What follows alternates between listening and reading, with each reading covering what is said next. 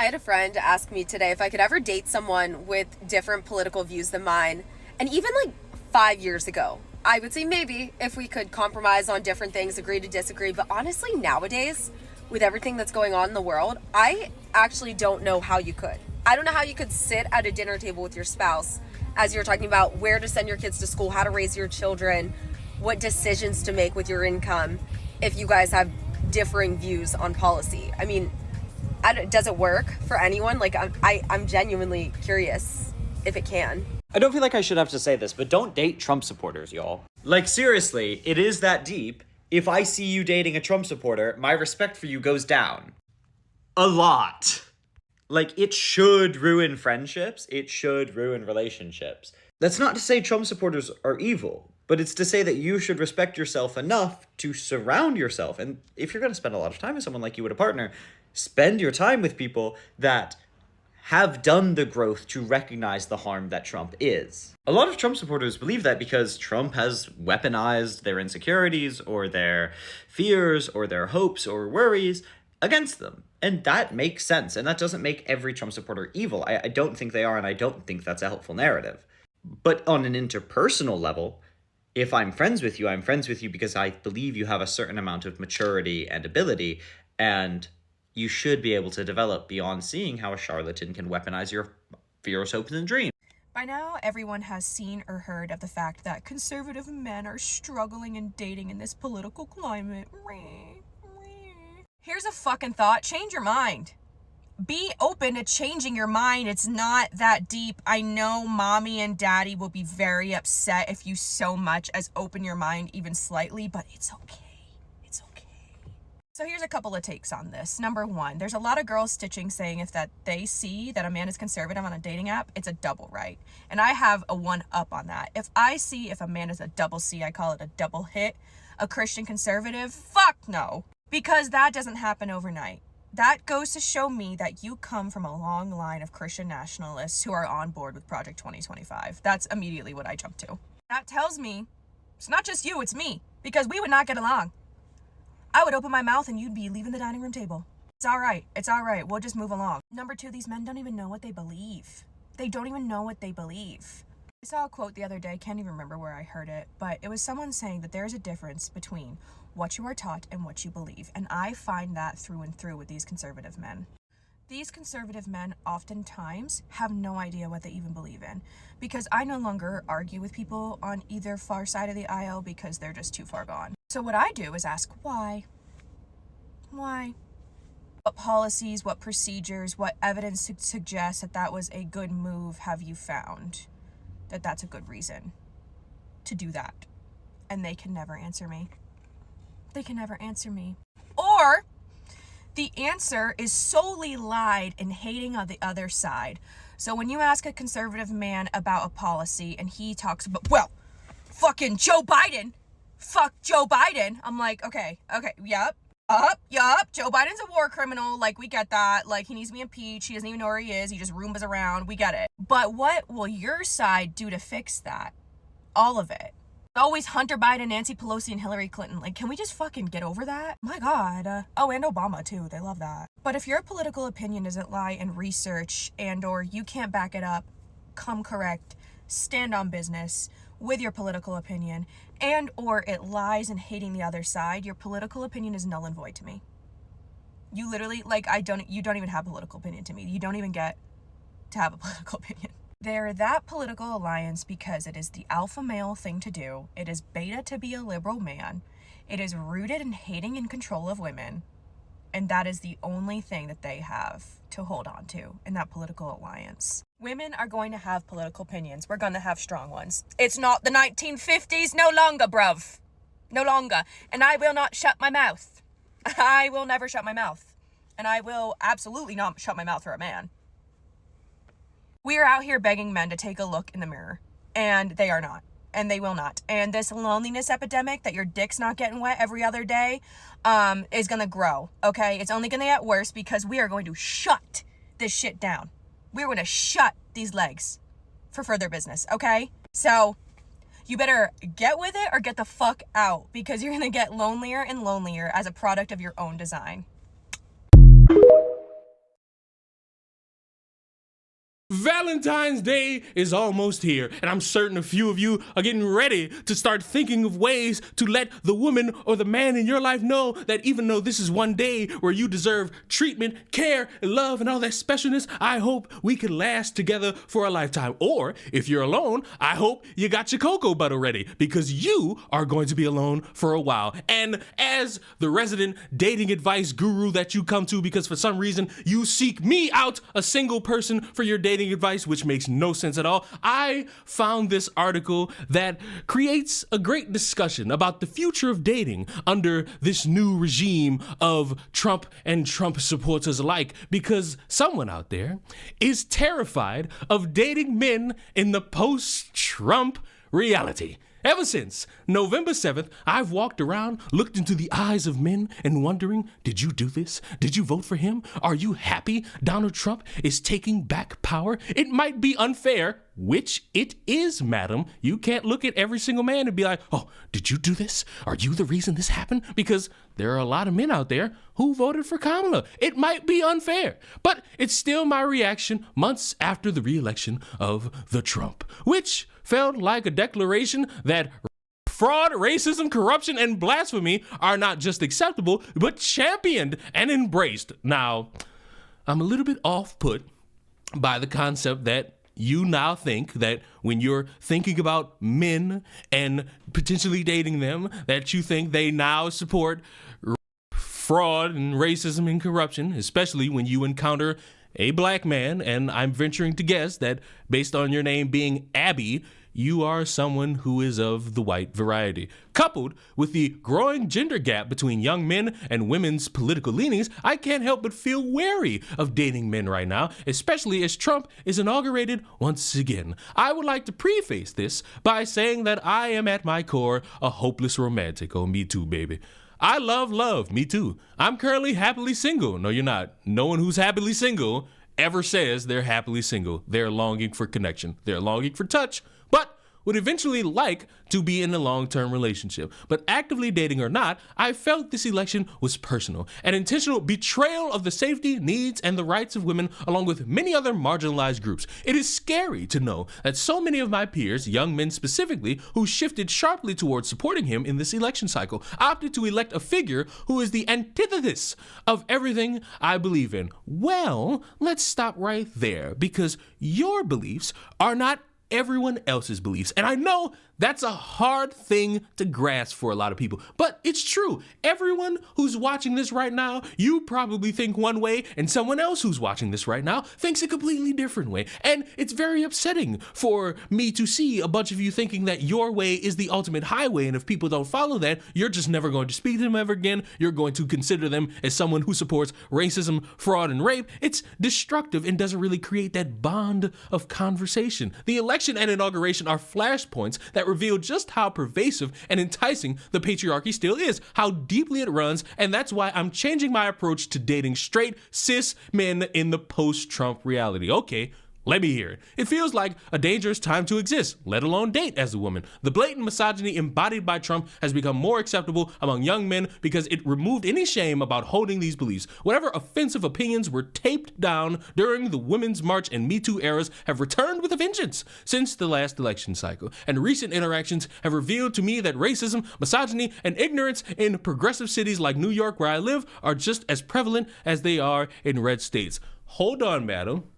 As a African-American man, as a black man in the 2025, I find it greatly offensive that you didn't recognize racism in your city until Trump was in office. There have been blatant acts of racism in New York for you to see. This strikes me as someone who just closed her eyes and didn't want to see anything that would actually make her upset. And now that you have an excuse, that being Trump, now your eyes are open as to how bad the world really is. Newsflash, the world was bad before Trump. The world will still have problems in it after Trump. No matter how much anyone supports or hates him, these same issues that have been discussed will be here forever, and your closeted mind will not help further the conversation. It'll just make me think, wow, what a dumbass. Earlier this year, for example, I had a crush on someone I worked with who was a born and raised New Yorker and an actor. I assumed we were in the clear when it came to politics, but his true nature started revealing itself when he told me that he broke up with his last girlfriend because he didn't want to be having sex with some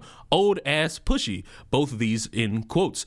It reminded me of Trump's infamous remark, grab her by the pussy, and exemplified to me in real time the president-elect's impact on normalizing vulgar sexist language, which I fear will only grow worse in the coming months. Stop. Listen, I get that there's Trump derangement syndrome and there's also like over Trump praise syndrome.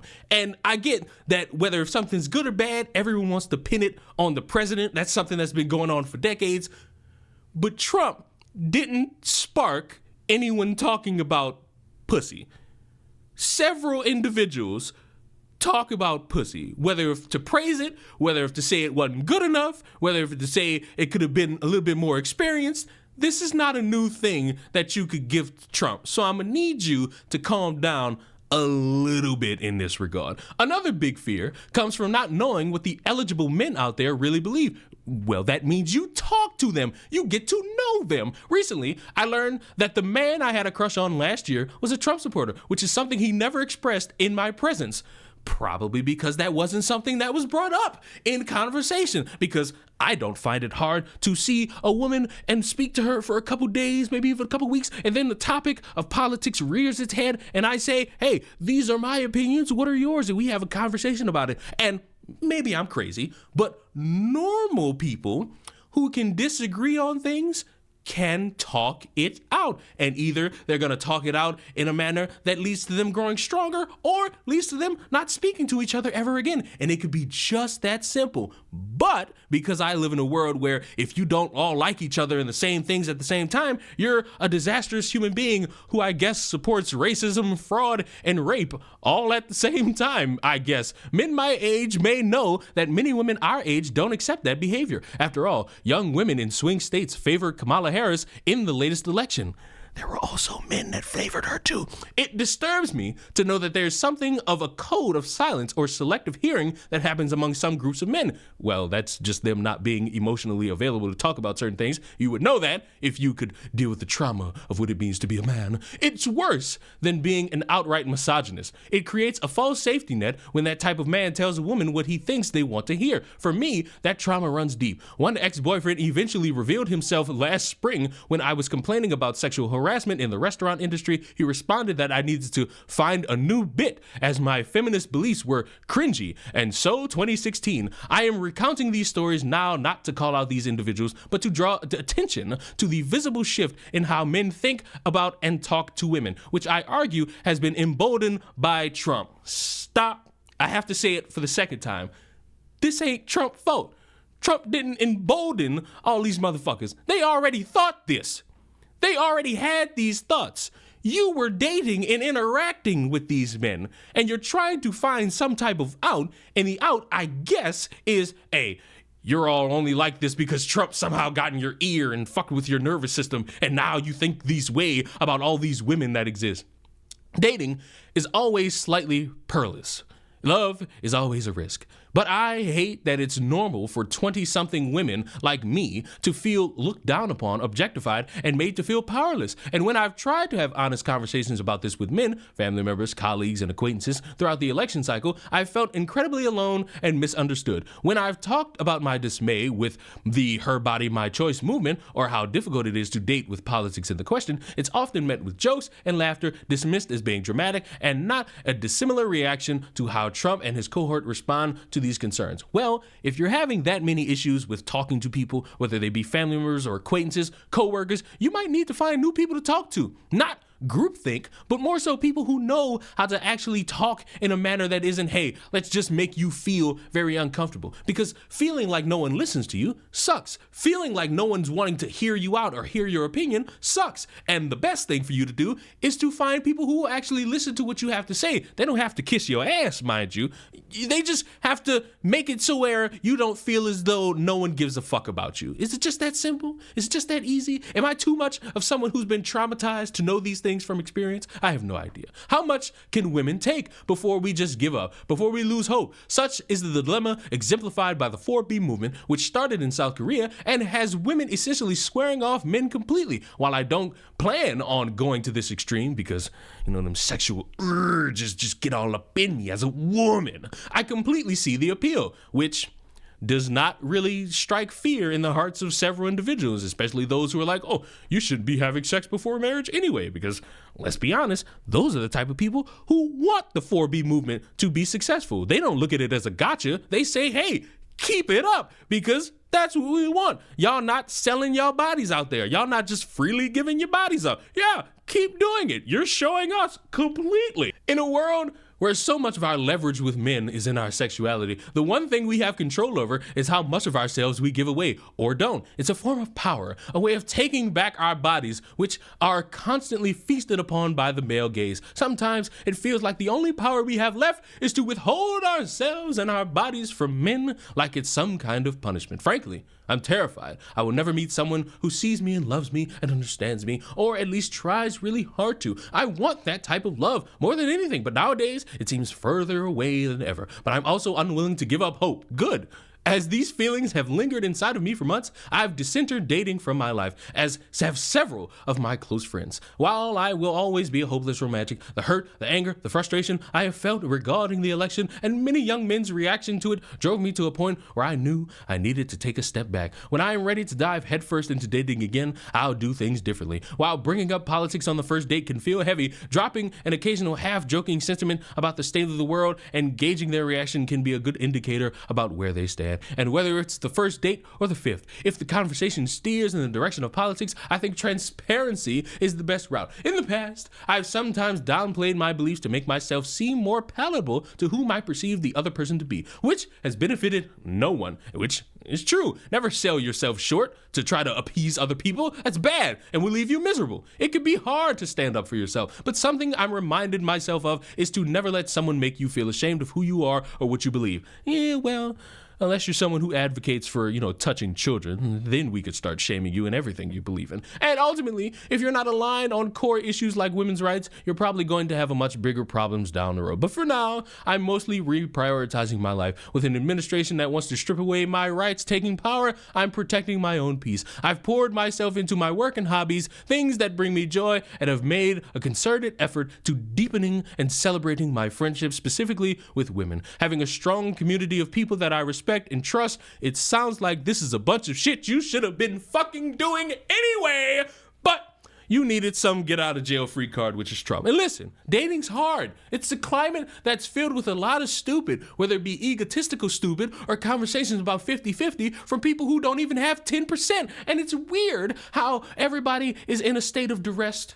But in this moment in time, I would like to give just a little solemn advice from me, a single person, because remember, a lot of people take dating advice from single people because that makes sense to some people. You can figure out what you want in this life and then go out and seek it. You know exactly what you want in a husband, in a wife, in a partner, in a gay lover, in a stripper, in a prostitute that you pay $50 for. You know exactly what you want, and you know that other people are going to look at that and say it's unreasonable, but you know it's something that you desire in your life, and it's out there. Might be hard to find, but it's out there for you, and I hope you go get it, and I hope you end up happy. I hope you end up in love. I hope you end up married. I hope one of your ACLs doesn't pop when you ask the question. It's all it is. It's just that simple. It's just that easy, but motherfuckers make finding love this great challenge to where they must go on this heralding journey. No, just be yourself. Learn where you suck at, because let's be honest, you're not the prize if you suck as a human being, and then correct yourself so that you could be,